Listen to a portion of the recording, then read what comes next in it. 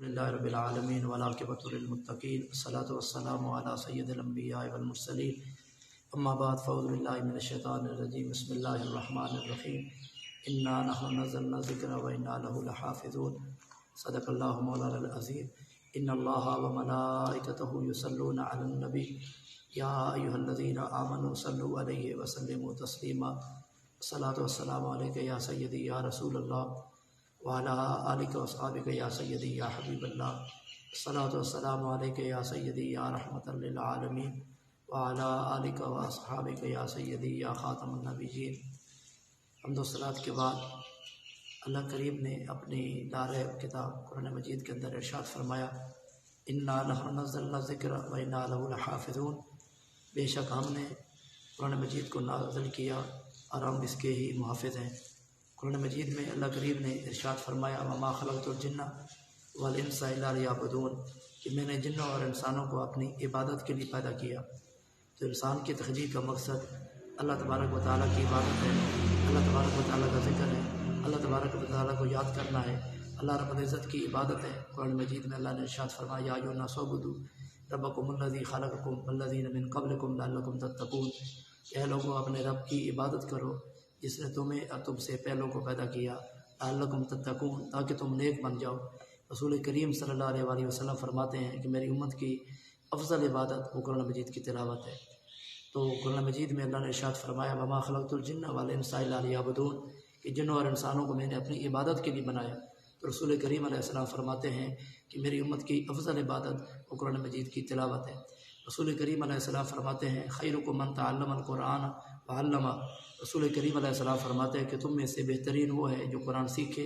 اور قرآن سکھائے۔ رسول کریم صلی اللہ علیہ وآلہ وسلم ارشاد فرماتے ہیں الماہر بالقرآن مع صفرۃ الکرام البررہ، نبی کریم علیہ السلام فرماتے ہیں کہ قرآن کا ماہر، قرآن کا جاننے والا، قرآن کا عالم قیامت کے دن معزز فرشتوں کے ساتھ ہوگا۔ رسول کریم علیہ السلام فرماتے ہیں فضل کلام اللہ علی سائر الکلام کفضل اللہ علی خلقہ،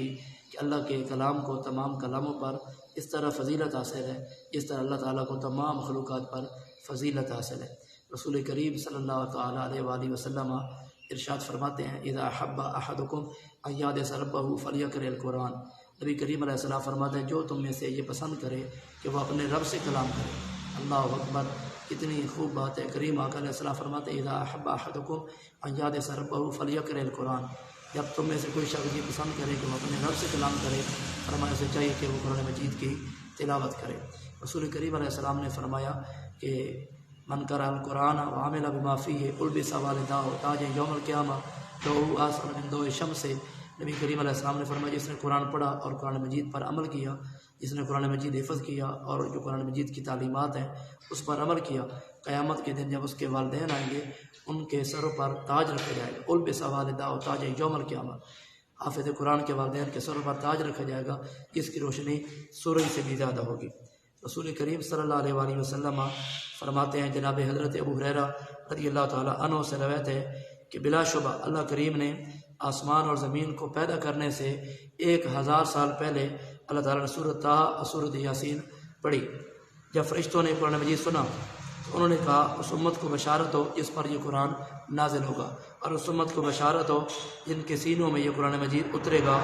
اور اس امت کے لیے بشارت ہے جن کی زبانوں پر یہ قرآن مجید جاری ہوگا۔ علامہ مولا علی قاری ارشاد فرماتے ہیں کہ اللہ کے قرآن پڑھنے کا مطلب یہ ہے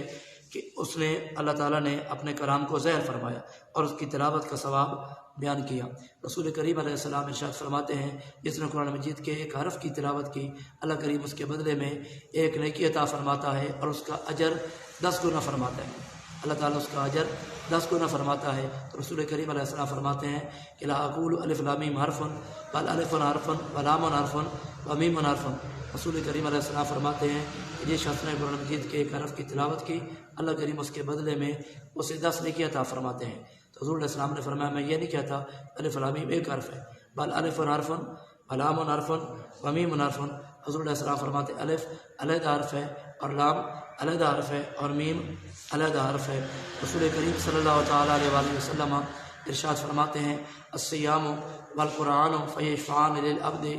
نبی کریم علیہ السلام فرماتے ہیں قیامت کا دن ہوگا تو نبی علیہ السلام فرماتے ہیں کہ رمضان بھی شفاعت کرے گا اور قرآن بھی شفاعت کرے گا، اور دونوں کی شفاعت قبول کی جائے گی۔ رمضان یہ عرض کرے گا مالک کریم کی بارگاہ میں، اللہ کی بارگاہ میں کہ اے میرے مالک، اے مالک کریم، میں نے اسے کھانے سے اور پینے سے اور شہوت سے روکے رکھا، تو میری شفاعت اس کے حق میں قبول فرما۔ تو نبی کریم علیہ السلام فرماتے ہیں کہ رمضان کی سفارش اس کے حق میں قبول کی جائے گی۔ قرآن بھی عرض کرے گا مالک، میں نے اس کے رات کو اس کو میں سونے سے روکا، نیند سے روکا، میری سفارش بھی اس کے حق میں قبول فرما۔ تو اللہ کریم رمضان کی بھی سفارش قبول فرمائے گا اور قرآن کی سفارش بھی قبول فرمائے گا۔ تو اللہ کریم کی پاک بارگاہ میں دعا ہے کہ اللہ کریم ہمیں زیادہ سے زیادہ قرآن مجید کی تلاوت کرنے کی توفیق نصیب فرمائے۔ اور ڈاکٹر اقبال علیہ رحمہ فرماتے ہیں، وہ معزز تھے زمانے میں مسلمان ہو کر، وہ معزز تھے زمانے میں مسلمان ہو کر، ہم خوار ہوئے تارک گناہ ہو کر۔ تو ہم اپنا یہ مشن بنا لیں، اپنا یہ ذہن بنا لیں، اپنی یہ سوچ بنا لیں اور اپنا یہ ذہن بنائیں اور آگے لوگوں تک یہ پیغام پہنچائیں